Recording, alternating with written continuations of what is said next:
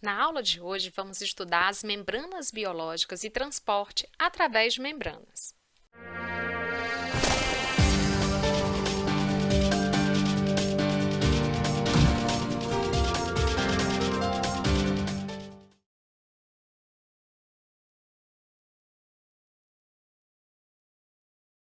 E qual seria a estrutura molecular, por exemplo, da membrana plasmática? Então, atualmente, há um modelo para explicar a organização da estrutura da membrana, que é o modelo do mosaico fluido. A gente já viu que as membranas elas são formadas por uma bicamada lipídica embebida aqui por proteínas, mas que não formam uma estrutura estática, e sim uma estrutura que está em constante movimento e que ela ocorre a percepção desse modelo de mosaico, onde essa fluidez ela é regulada para que a membrana ela possa ter essa movimentação, mas há uma regulação nessa movimentação para que ela não fique nem muito fluida, que possa ocasionar furos, né, ou buracos, e no caso da membrana plasmática, ela vai o quê? Delimitar um determinado espaço ali celular. Então, se ela for fluida demais, ela pode ocasionar a formação de buracos de forma que o material celular ele vai escapar. Então, por exemplo, quando a gente tem uma célula, a membrana ela vai delimitar. Tem que ocorrer essa movimentação dessa estrutura. Se a membrana ficar fluida demais, o que é que pode acontecer? A formação de buracos onde as estruturas que estão aqui dentro, elas podem sair da célula. Se ela for rígida demais, ela não vai permitir o quê? A movimentação de moléculas. As membranas, elas vão fazer a regulação dos componentes celulares. Então, ela tem que permitir também a troca de materiais entre a célula e o meio. Então, há uma regulação dessa fluidez para que a membrana ela seja funcional, mas que permita essa movimentação. É importante a gente observar que a membrana ela é um fluido bidimensional, então ela tem que permitir a movimentação dos fosfolipídios dentro da bicamada. Então aqui a gente pode ver, olha, que ocorre essa movimentação aqui lateral, e você tem essa possibilidade de movimentação, essa rotação e esse movimento de flip-flop, por exemplo, onde a gente tem aqui um fosfolipídio que passa dessa camada superior para a outra, que é o que a gente chama de movimento flip-flop. Aqui a gente tem a rotação e aqui a difusão lateral. Então, a bicamada ela não é uma estrutura estática, ela está sempre nessa movimentação. E lembrando que essa movimentação ela depende muito da temperatura. Outra observação importante é sobre a assimetria da bicamada lipídica. Então, ocorrem diferenças na composição entre as faces citosólica e a face extracelular. Então, a gente vai observar essas modificações entre essas duas bicamadas. Lembrando que essa porção lipídica ela é tida como a barreira hidrofóbica impermeável a solutos e íons.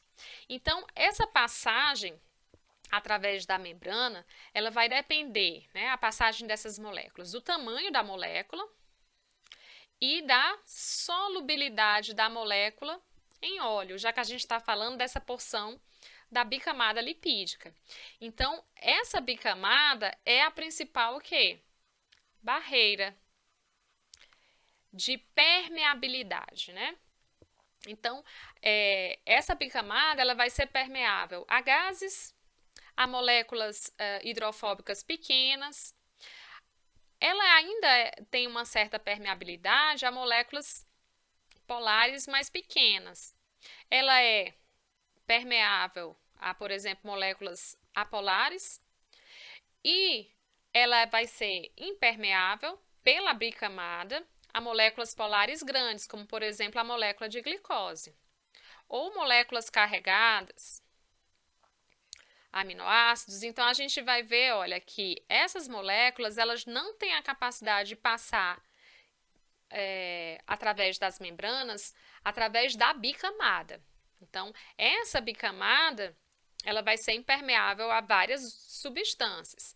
Então como é que a glicose ela consegue muitas vezes entrar dentro das células? Aí a gente vai ver que ela tem uma passagem, mas não é por meio da bicamada lipídica. A gente já falou sobre os açúcares das membranas, né? A gente já falou das glicoproteínas e dos glicolipídios. Então, vários desses carboidratos, eles podem estar ligados covalentemente, formando estruturas como glicoproteínas, proteoglicanos ou glicolipídios. Muitas dessas estruturas, elas podem se associar para a formação, por exemplo, do glicocálice. O glicocálice, ele está presente aqui e tem funções, desempenha funções bem importantes. Então, a gente tem aqui, olha, glicoproteínas transmembranas, glicoproteínas adsorvidas, proteoglicano transmembranar. E esse glicocálice ele vai ter funções aqui importantes na proteção e lubrificação da superfície celular. Ele vai desempenhar funções no reconhecimento célula-célula e a adesão celular. Então, a gente vai ver que esse glicocálice ele vai ter essa função bem importante nessa adesão celular.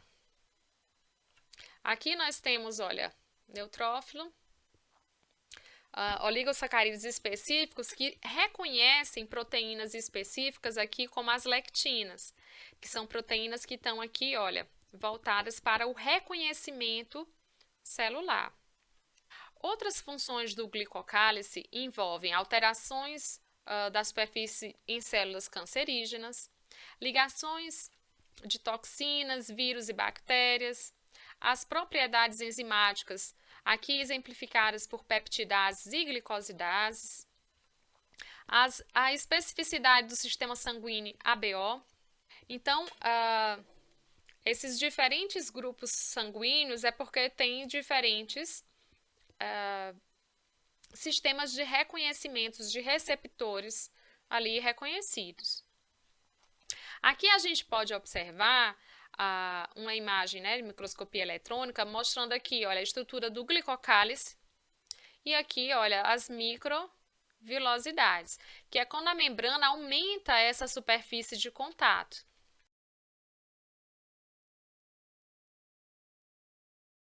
Então, dentre essas especializações das membranas, a gente tem a superfície aqui apical da célula, como a presença de microvilosidades, cílios e flagelos e estereocílios. Já na superfície basolateral da célula, a gente tem as junções celulares, que incluem junções célula-célula ou entre célula e matriz extracelular.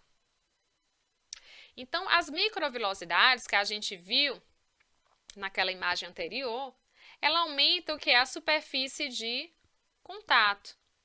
Então, a gente vai ter que são projeções cilíndricas do citoplasma envolvidas por membranas que se projetam da superfície apical da célula. Elas são imóveis, mas elas aumentam a área de superfície celular, presentes, por exemplo, em células intestinais. Os estereocílios são outras estruturas protuberantes aqui, olha. Elas são parecidas com as microvilosidades, mas elas são mais longas e ramificadas. São também imóveis, encontradas nas células pilosas, por exemplo, do ouvido interno. Elas também têm essa função de aumentar a área de superfície das células. E aqui nós temos os cílios e flagelos, que são estruturas encontradas tanto em células bacterianas, por exemplo, e até em células humanas. Aqui, quando a gente tem, olha, o espermatozoide com essa função de quê? De locomoção. Então, elas têm a função bem específica e com essa função aqui, olha, de locomoção.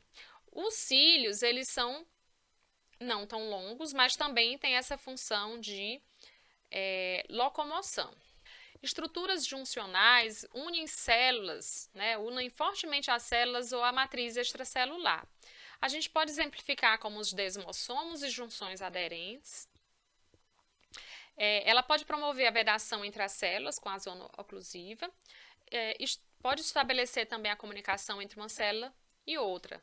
Aqui a gente tem junções celulares. Aqui a gente tem a junção oclusiva, junção aderente, os desmossomos e junção comunicante. No caso da junção oclusiva, ela une as células formando uma barreira impermeável. Evita a movimentação de moléculas entre diferentes domínios de membrana e separa células diferentes. A junção aqui aderente, olha, é um cinturão de adesão apical abaixo da junção oclusiva. A função dela é promover a firme adesão de células vizinhas. Já os desmossomos são placas de adesão em forma de disco. A função é promover a adesão intercelular e são abundantes em tecidos sujeitos a estresses mecânicos. A junção comunicante, ela é formada por 6 proteínas transmembranas, que são chamadas de conexinas. Elas podem se abrir e fechar, né? Há uma regulação dessa abertura e fechamento, e elas compreendem uma coleção de canais que ligam o citoplasma de 2 células adjacentes.